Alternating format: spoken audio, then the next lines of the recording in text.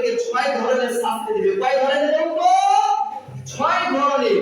তার 1 নাম্বার শাস্তি হচ্ছে যে ব্যক্তি সালাত আদায় করবে না, 1 নাম্বার শাস্তি হচ্ছে তার জীবন থেকে আল্লাহ পাক রব্বুল আলামিন বরকতকে ছিনিয়ে নেবেন। চিৎকার করুন নাউজুবিল্লাহ। তার জীবনে কোনো বরকত থাকবে না। সে অসংখ্য অগণিত টাকা পয়সার মালিক হবে। বাহ্যিক দৃষ্টিতে মনে হবে এত কোটি কোটি টাকা তো অনেক আছে, অথচ সে একদিক দিয়ে ইনকাম করবে, আর একদিক দিয়ে সে বরকত হাসিল করতে পারবে না। কারণ আল্লাহ পাক রব্বুল আলামিন তার এই বরকতটাকে নিচে ছিনিয়ে নেবে। আর বরকত যদি না থাকে, বরকত শূন্য, কোনো কিছুই লাভ হয় না।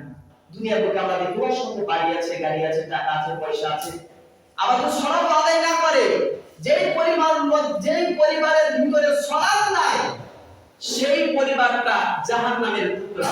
দেখবেন স্বামী স্ত্রীর মধ্যে ভালো সম্পর্ক নাই, বাবা সন্তানের মধ্যে ভালো সম্পর্ক নাই, দেখবেন স্ত্রী সন্তানের মধ্যে ভালো সম্পর্ক নাই, সন্তান ওই পরিবারটা হয় না, পরিবারটা একটা জাহান্নামের গর্তের আগুন হয়। যদি বলেন নাউজুবিল্লাহ।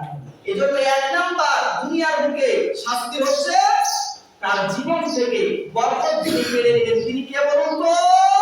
আল্লাহ পাক রব্বুল আলামিন। 1 নাম্বার শাস্তি। 2 নম্বরে তার চেহারা থেকে, তার চেহারার লাবণ্যটাকে, নূরটাকে আল্লাহ পাক রব্বুল আলামিন ছিনিয়ে নেবেন। তার চেহারার মধ্যে একটা নূর, যারা সালাত আদায় করতে দেখবে তারা যদি কালো হয়, তাদের চেহারাটা কিন্তু আল্লাহ পাক রব্বুল আলামিন নূরে তাজাল্লি দিয়ে চেহারাটাকে নূরে নূরান্বিত করে দেন। জোরে বলেন সুবহানাল্লাহ। যারা নামাজি তাদের চেহারার মধ্যে নূর চমকাইতে থাকে। আমাদের আয়েশা সিদ্দিকা রাদিয়াল্লাহু আনহা একবার বিশ্বনবীকে বলেন, ইয়া রাসূলুল্লাহ সাল্লাল্লাহু আলাইহি ওয়াসাল্লাম, আপনার উম্মতের ভিতর থেকে ওই সমস্ত নামাজীদেরকে কিভাবে আপনি চিনতে পারবেন কিয়ামতের ময়দানে? তখন আল্লাহ রাসূল সাল্লাল্লাহু আলাইহি ওয়াসাল্লাম বললেন, ধরো যদি একটি ঘোড়ার বিশাল পাল আছে, এই পালের ভিতর থেকে সাদা এবং কালো বিশিষ্ট এই ঘোড়াটাকে কি পাওয়া সম্ভব? তখন আমাদের আয়েশা সিদ্দিকা রাদিয়াল্লাহু আনহা তিনি বললেন, অবশ্যই সম্ভব। তখন বিশ্বনবী বললেন, আমার উম্মতের ভিতর থেকে ওই সমস্ত উম্মতদেরকে পাওয়া সম্ভব যারা যখনই মসজিদে আযান হয়ে যায়, সালাতের জন্য যখন প্রস্তুতি নেয়, তখন পবিত্রতা অর্জন করে। আল্লাহ তাআলা ঘোষণা করেছেন, ইয়া আইয়ুহাল্লাযীনা আমানু ইযা কুনতুম ইলাস সালাতি ফাগসিলু wujuhakum wa aydiyakum ilal marafiqi wamsahu biru'usikum wa arjulakum ilal ka'bayn। আল্লাহু আকবার। আল্লাহ তাআলা বলেন, হে ঈমানদারগণ, ইদা যখন কুনতুম তোমরা দাঁড়াবে, ইদা মানে দিকে সালাতে যখন দাঁড়াবে, তখন তোমরা ফাক্তাসিলু wujuhakum, তোমরা ওযু করে নাও এবং তোমাদের মুখমণ্ডলগুলো পরিষ্কার পরিচ্ছন্ন করে তোমরা ওযু করে নাও। যদি বলেন সুবহানাল্লাহ।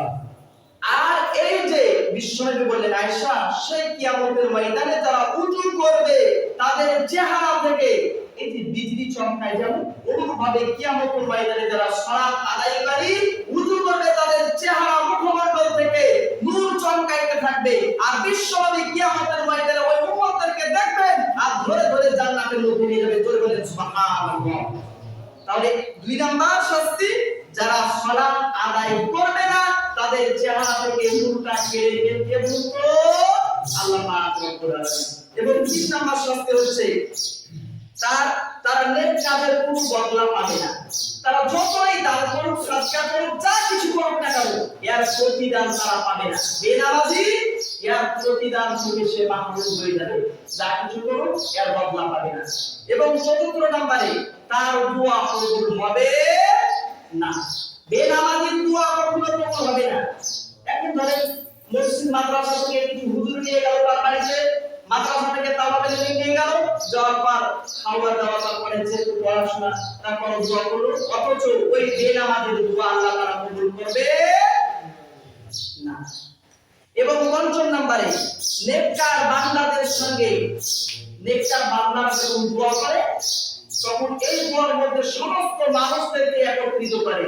এই দোয়াতে তার ভাগ থাকে না, বেনামাজি এই দোয়ার মধ্যে শামিল থাকতে পারবে না।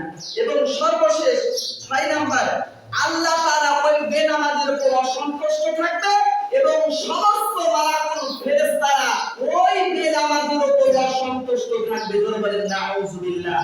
তাহলে দুনিয়ার বুকে কয় ধরনের শাস্তি হবে? 6 ধরনের বেনামাজির শাস্তি হবে। 1 নাম্বার, জীবন থেকে বরকত কেড়ে নেওয়া হবে।